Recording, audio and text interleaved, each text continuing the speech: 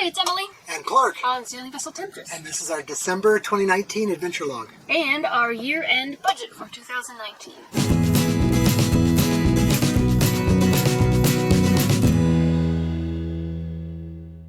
We are currently in West End in the Bahamas. We made the trip over, and so we are out of the United States. Blowing about 20 knots outside right now. It's about 80 degrees. So we're staying here for a little while. We were just going to stay overnight, but because of the weather, we're just going to stay here a little longer.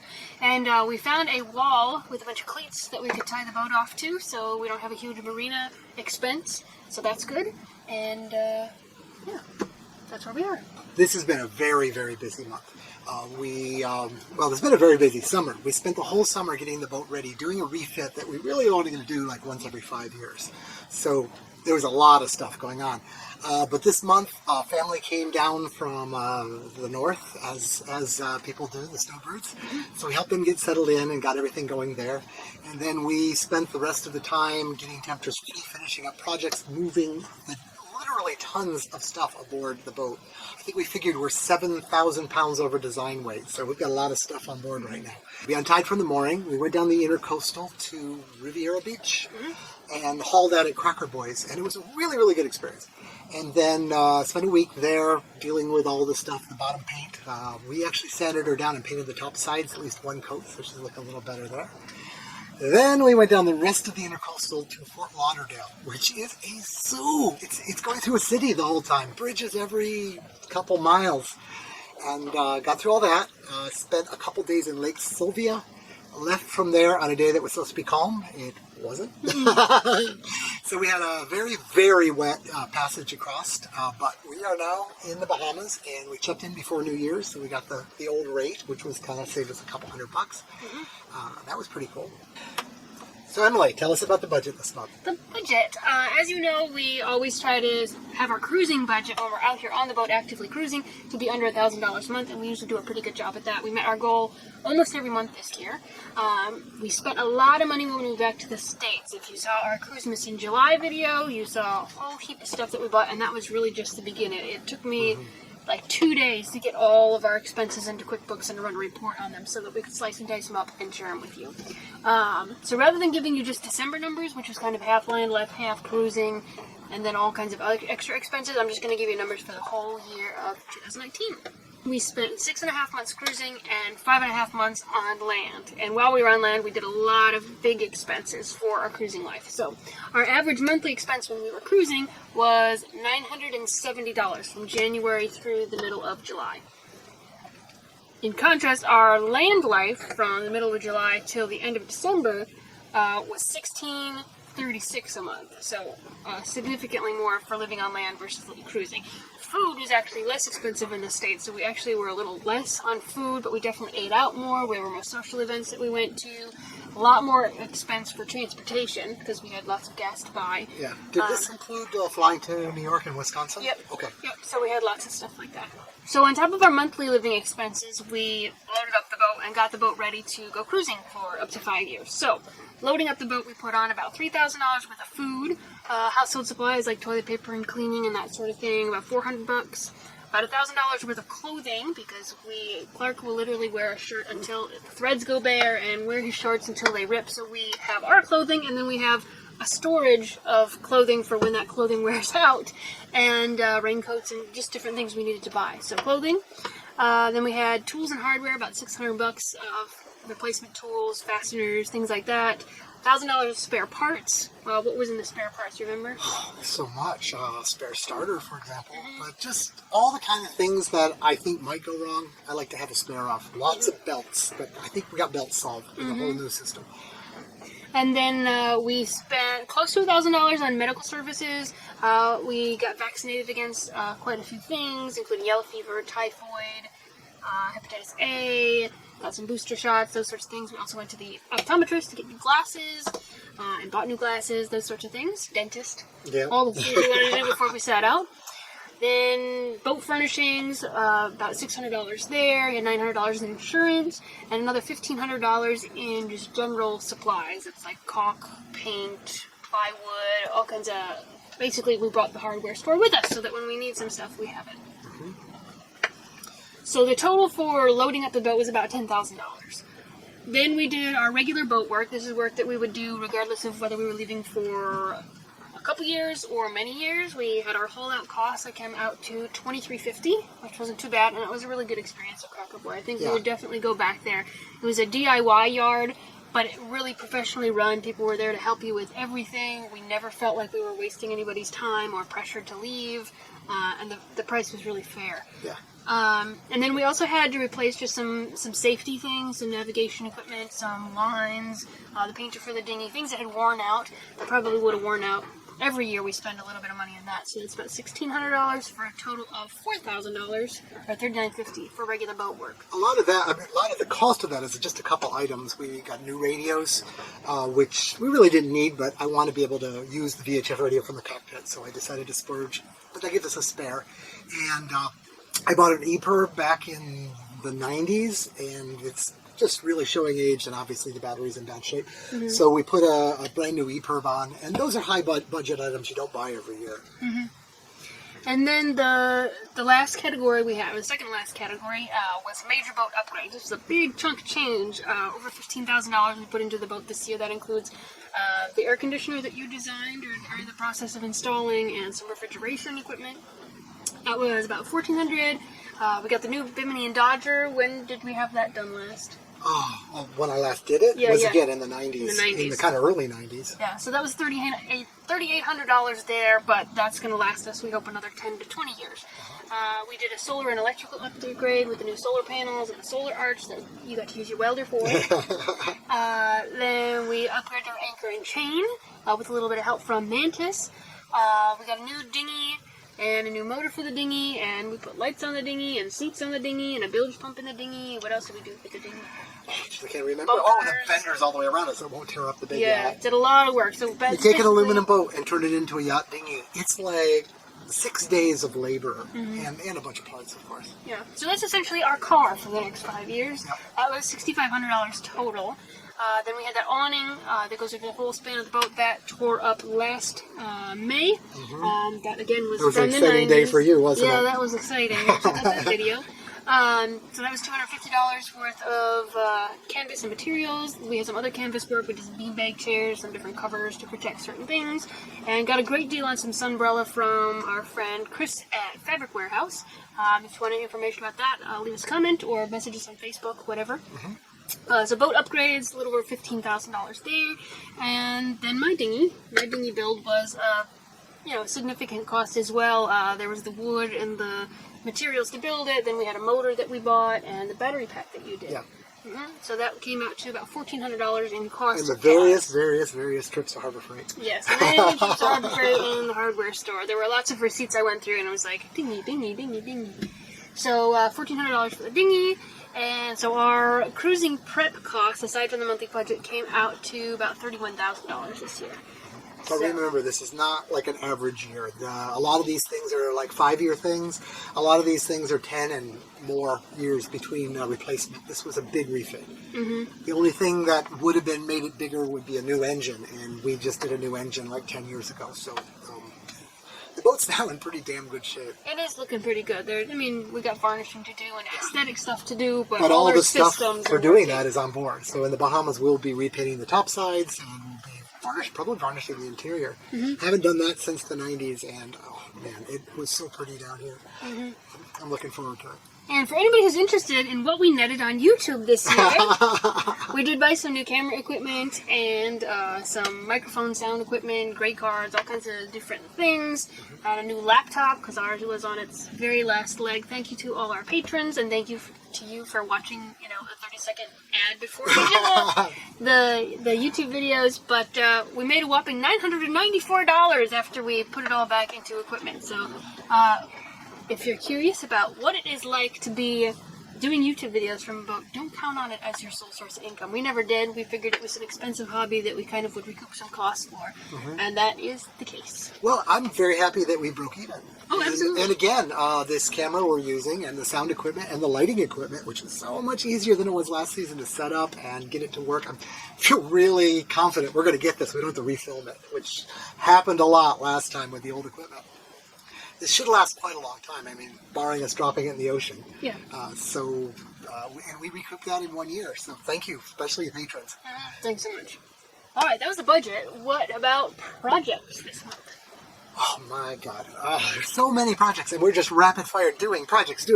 I think I kind of mentioned we did the haul out with the bottom, and we added to the haul out mostly because the weather was so bad and we didn't want to launch right before this big storm. So we rented this vacuum sander thing, and I'm so glad we did because it was so much easier, and sanded the whole top sides and then slapped one quick coat of paint on it, filled in the holes and got it all nice and smooth.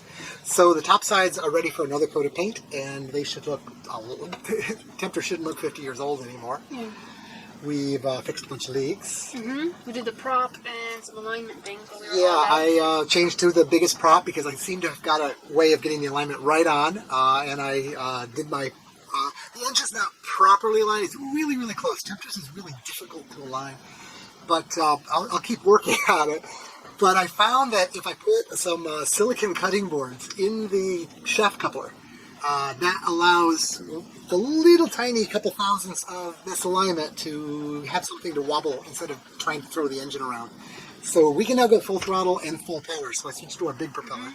That was good. And since we hauled out, our speed has been really good. Oh yeah, we can, like, if we need to, like to catch a bridge, we can do 7 knots. And when I bought this boat, it could barely do 5 if everything was right. Mm-hmm. So we've got it dialed in. Part of that is going from a 27 horse engine to a 50 horse engine.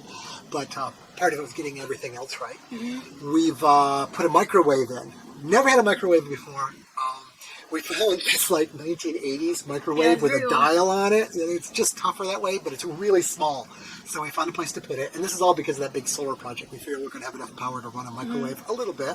And also when we move into a hotter climate, cooking and boiling water on the stove for tea in the morning and using the oven, it's really going to heat things up in here. So we want to avoid that. The microwave's going to help us with that. And it gives us a solar source of cooking power instead of having to refill propane all the time. It's always been a worry. If we had a leak and lost all our last can of propane, we couldn't cook rice. We would have to be eating canned cold food or something until we could find some more propane. But with the microwave, we have a completely different system to heat up our food, so life will be better that way. It's nice to have redundancy. And, we've switched to this Mantis anchor now. We have the Mantis 85, which weighs about 80 pounds, and new chain. My God, it's making a difference. We've anchored like 5 times, so we're not great experts with it, but every time when it sets, it just stops the boat in such a assured feeling way. Mm-hmm. We're about to go to some bad anchorages, so we're going to really give it a try out here pretty soon. Mm-hmm. And while we were here the other day, you put the little chain rainbows and marked the chain so we could tell in the dark. Always want to mark your chain in a way that you can tell how much you have out. Because you might know, you say, oh, I know how much 50 feet is, but 3 days later, when a big blow goes, you say, do I have 50 or 75 out? It's kind of nice to know. Also, when you're recovering it, you know when it's going to come up off the bottom ahead of time. Mm-hmm. So anyway, I used both systems. I came up with this way long ago with wire ties, and I'm still using that.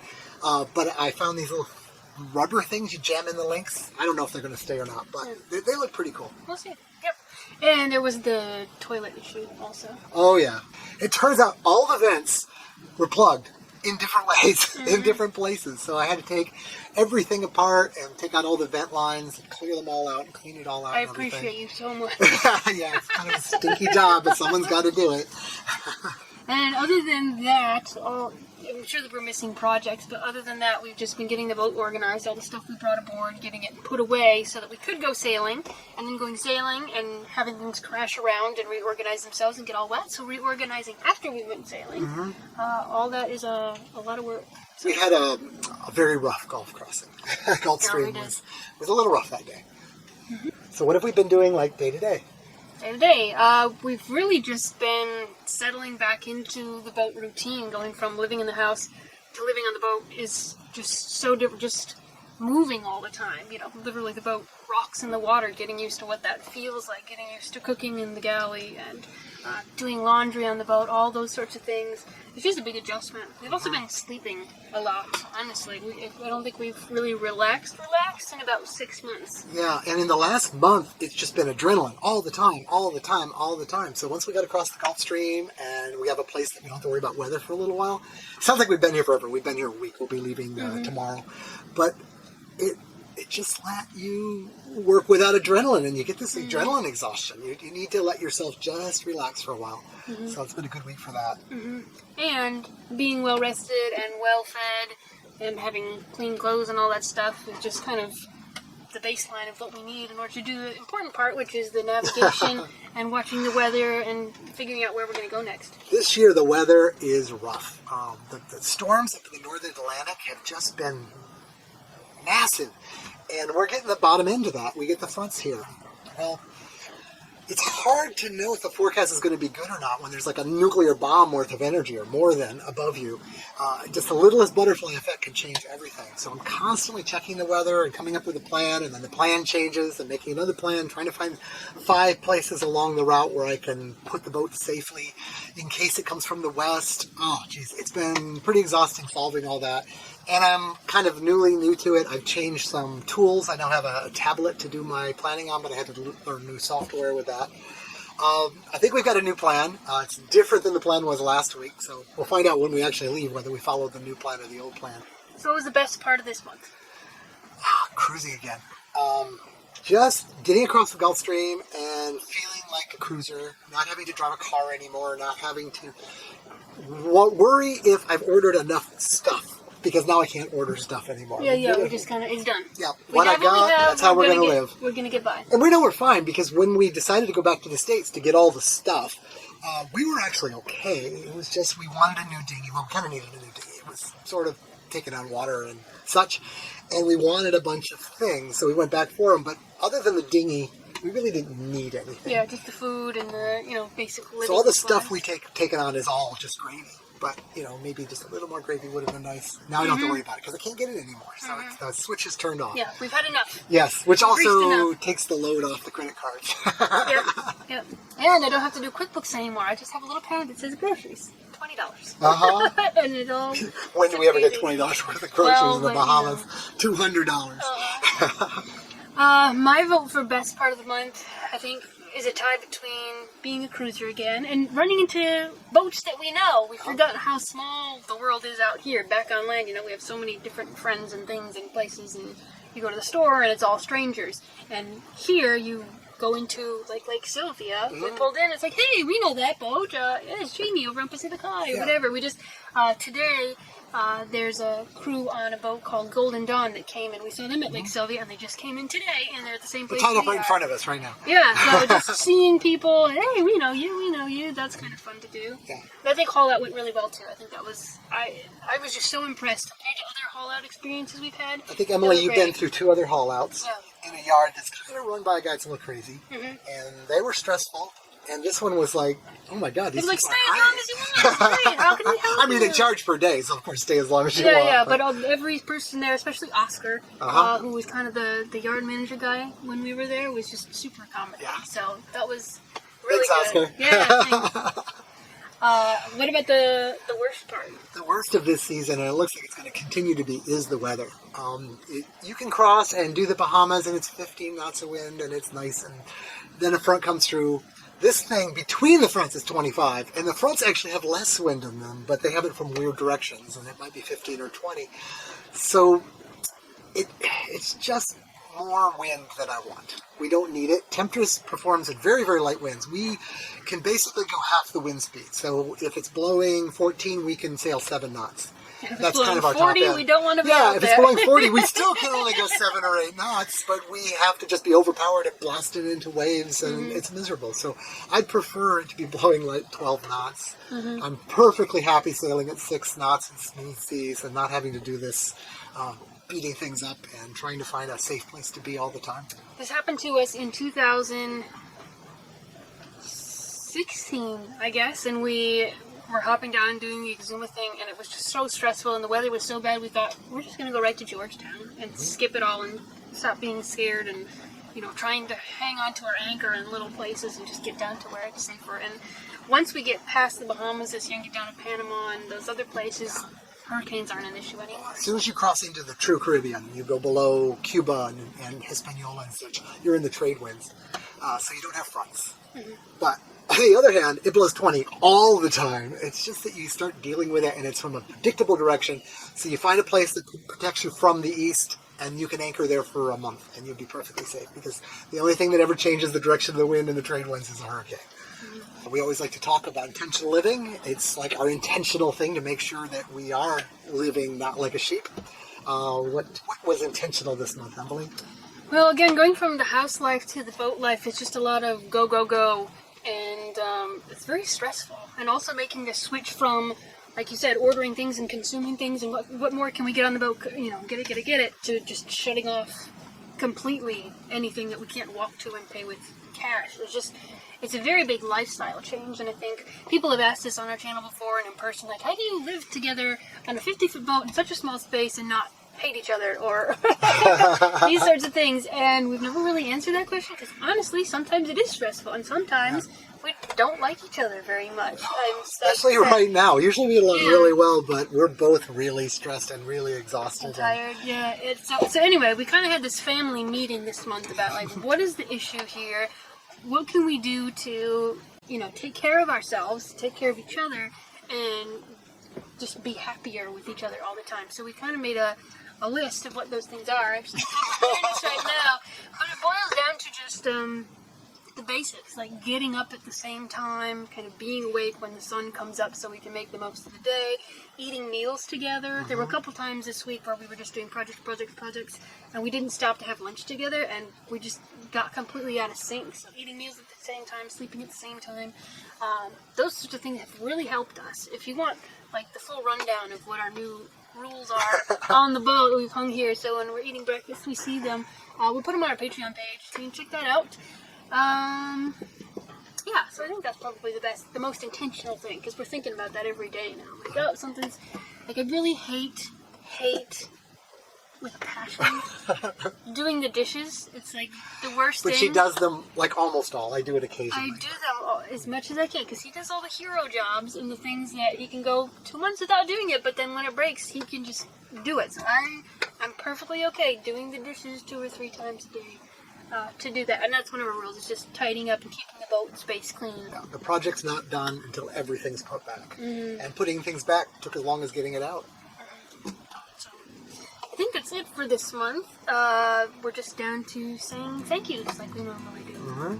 Thanks to Ken on Blue Water Journey. They're starting up a little sailing channel with 5 kids aboard their boat, so that's going to be really interesting to watch and see them grow. Ken helped us it was really windy, and our dinghy was already up, so instead of having to launch the dinghy, take it off our mooring, and then put the dinghy on deck, he just came over one day and helped us do it. That was really helpful. But the big thing he did, just chatting, he gave us a ride. We had to deliver a vehicle to the yard, and then he went down to the yard, which was like an hour's drive or so, picked us up and dropped us back in the boat so that we could take the boat down to the yard and blah, blah, blah. He helped with that whole dance, and I want to also thank my mom and my dad and my grandma and Bill and Florence, because they all came down to pick up the vehicle to take it back and park it away. Getting packages for us and helping clean up the house so that we could rent out part of the house while we're gone, and all kinds of stuff. And thank you, of course, to you guys, our viewers and our patrons.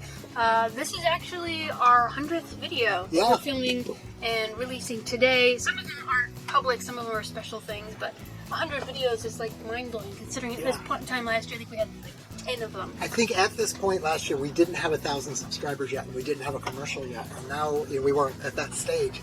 And then things went. We have now 21,000 subscribers. Crazy. We've had 1 million views. There's this list of all the sailing-related YouTube channels, and we were so far down the list, you just got bored scrolling down that far. We're now like 80-something on that list. So, and a year has done a lot. Thanks for watching. Yeah, it's really exciting for us. Yeah, and it's still odd. Like today, we were walking around the marina here, and somebody was out on deck. They said, "Oh, hi, I'm Emily, and I'm Clark." And they said, "Yeah, I'm YouTube. It's odd to get used to, but we're glad that so many people like our stuff and want to know how we live this life in a little less typical way, a less commercial way. So thank you guys for watching and liking and commenting and sharing our videos. What does your t-shirt say? Old boats are better? Old boats are better. Yeah, if you guys want to buy a t-shirt, that'll help us. Maybe we'll make $1,000 on YouTube next year. Anyway, it's something we enjoy doing. We're glad you guys enjoy it too. We like interacting with you. Leave comments. If you're on a Patreon page, feel free to send us a message there anytime. We're talking to one of our patrons about maybe coming and spending a week or so on the boat. So all kinds of exciting stuff going on just because we started this silly little YouTube channel a year ago. This all started a year and a half ago with Emily on her cell phone. Like all the editing was happening on the cell phone. Yeah, if you look at our early videos, I'm sorry. But we're trying to get better. Yeah, so Happy New Year, everybody. We're looking forward to the new year and the next, 3, 4, 5 years on the water and sharing it with you on YouTube. So thanks so much. Bye. We'll see you guys next time. Bye-bye.